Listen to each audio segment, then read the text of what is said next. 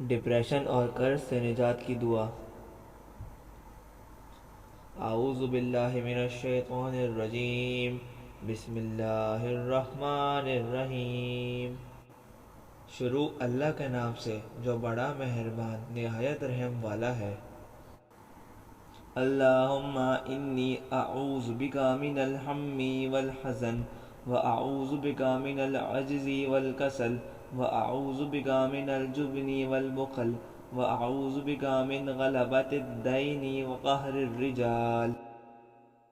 ترجمہ: اے اللہ، میں آپ کی پناہ مانگتا ہوں فکر اور رنج سے، اور میں آپ کی پناہ مانگتا ہوں کم ہمتی اور سستی سے، اور میں آپ کی پناہ مانگتا ہوں بخل اور بزدلی سے، اور میں آپ کی پناہ مانگتا ہوں قرض کے بوجھ اور لوگوں کے سخت دباؤ سے۔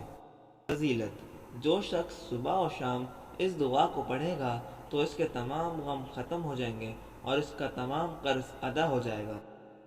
محترم ناظرین، یہ نبوی دعا اتنی اچھی اور طاقتور ہے کہ اگر ہم اس دعا کو پورے عقیدے اور یقین کے ساتھ صبح و شام پڑھنے کا معمول بنا لیں تو اللہ تعالیٰ اپنے حکم سے تمام غموں کو دور کر دیں گے۔